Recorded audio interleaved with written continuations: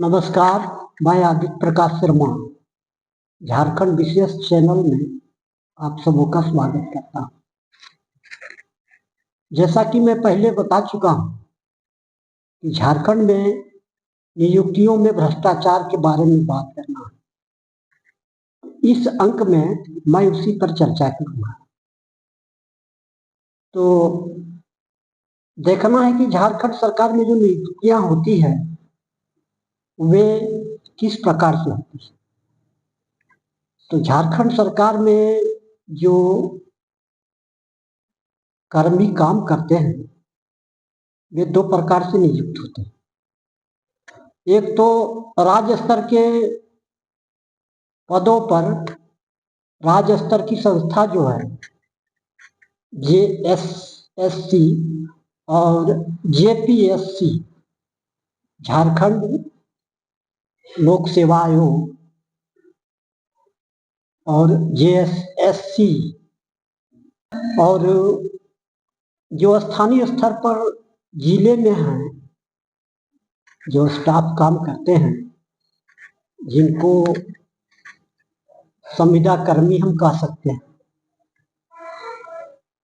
तो नाम के संविदा कर्मी हैं क्योंकि उनको 1 साल 2 साल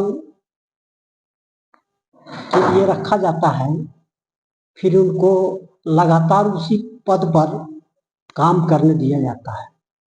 कॉन्ट्रैक्ट का रिन्यूअल करके उनके काम को देखते हुए उनको सेवा विस्तार दिया जाता है। तो आज मैं बात करूंगा इन्हीं तीनों नियुक्तियों पर। तो सबसे पहले आप संविदा कर्मी को देखिए। संविदा कर्मी जो है वे मनरेगा में काम करते हैं या कंप्यूटर ऑपरेटर के रूप में सभी विभागों में काम करते हैं। तो कंप्यूटर ऑपरेटर जो है या जो कंप्यूटर पर जो भी काम करते हैं, अकाउंटेंट भी हैं या उसी तरह के जो काम कर रहे हैं कंप्यूटर के माध्यम से, उनकी नियुक्ति आउटसोर्स कंपनी द्वारा की जाती है। राज्य सरकार उनको ठेका दिए हुए है और ठेका पर ही उनको लिया जाता है और उनसे विभिन्न विभागों में जिम्मेवारी का काम दिया जाता है। ऐसा बात नहीं है कि उन्हें जैसे तैसे काम दिया जाता है, बल्कि उनको डाटा एंट्री का काम दिया जाता है जो बहुत ही महत्वपूर्ण है। तो आउटसोर्स कंपनी में जो नियुक्त होते हैं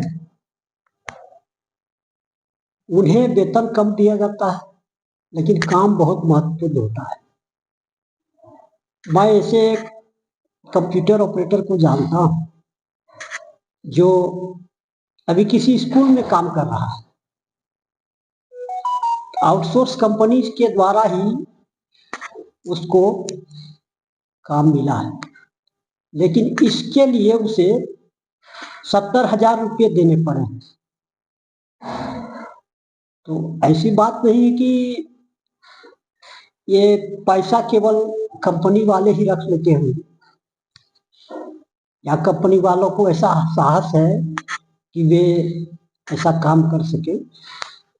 जिन विभागों में उनकी प्रतिनियुक्ति होती है उन्हें 10-12 हजार रुपया से अधिक नहीं दिया जाता है और कमीशन के रूप में आउटसोर्स कंपनियां अपने पास रखती हैं और इतने ही सैलरी में उनको किसी परमानेंट स्टाफ की तरह काम करना पड़ता है।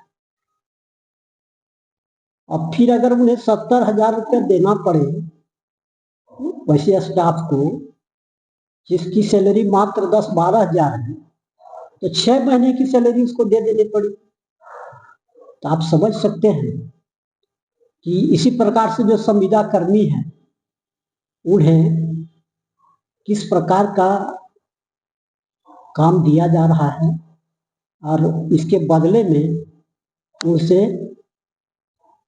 किस प्रकार से धन दिया जा रहा है। तो ऐसे संविदा कर्मी बहुत विभागों में काम कर रहे हैं और जैसे तैसे नियुक्ति वाली बहुत सी नियुक्ति वाले बहुत से काम करने वाले हैं जो काम कर रहे हैं। जैसे आप स्कूल में जो रसोइया का काम कर रहे हैं या पंचायत में पंचायत सेवक का काम कर रहे हैं, कृषि विभाग में कृषि मित्र है, बिजली विभाग में बिजली मित्र है। इस प्रकार का काम ऐसे लोगों से लिया जा रहा है जिन्हें नाम मात्र की सैलरी दी जाती है और काम उन्हें उनसे लिया जा रहा है। तो उनकी क्या दशा होती होगी ये आप समझ सकते हैं। और देखिएगा तो झारखंड में बराबर वैसे कर्मी आंदोलन करते रहे और जहां तक बात है झारखंड राज्य कर्मचारी आयोग और झारखंड लोक सेवा आयोग की, तो झारखंड राज्य लोक सेवा आयोग तथा झारखंड कर्मचारी आयोग राज्य स्तरीय पदों पर बहाली करती है।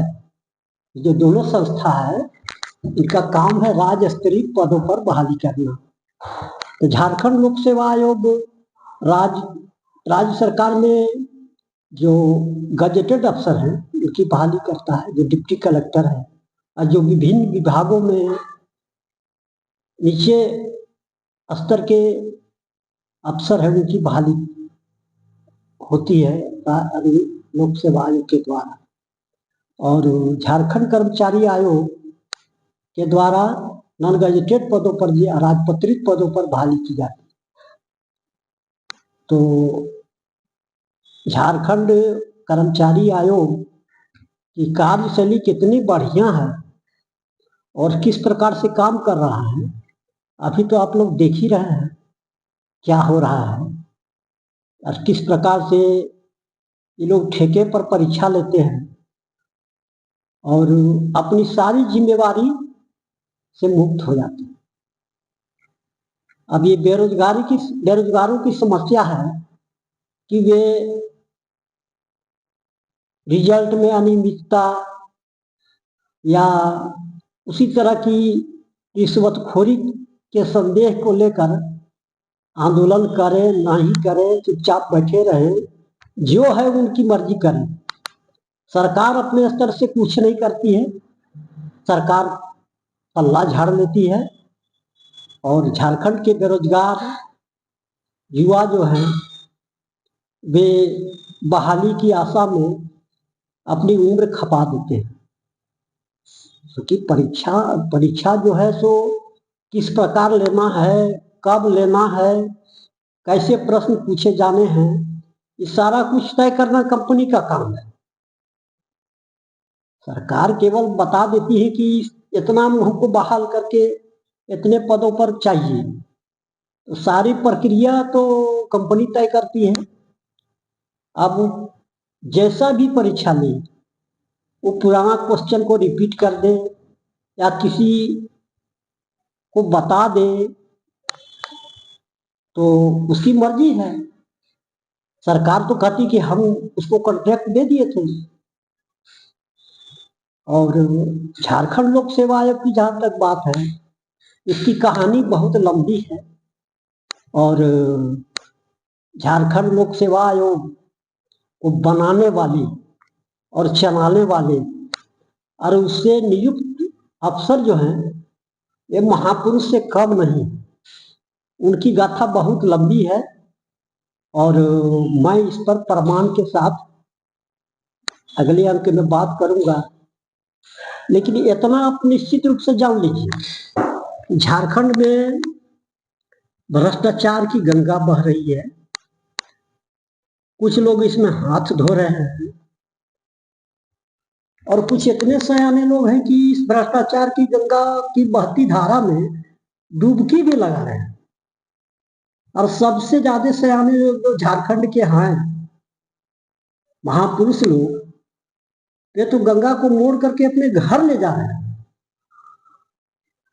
इस प्रकार से जनता, यहाँ के युवा, यहाँ के बेरोजगार, झारखंड के 24 वर्ष के पूरे होने पर अपने आप को लूटा पीटा महसूस कर रहे हैं। तो झारखंड लोक सेवा आयोग के कारनामों के बारे में प्रमाण के साथ मैं अगले अंक में चर्चा करूंगा। तब तक धन्यवाद। इस चैनल को सब्सक्राइब और लाइक करिए, अधिक से अधिक लोगों तक पहुंचाइए, जिससे कि सभी लोग झारखंड के हालात के बारे में जान सके। धन्यवाद।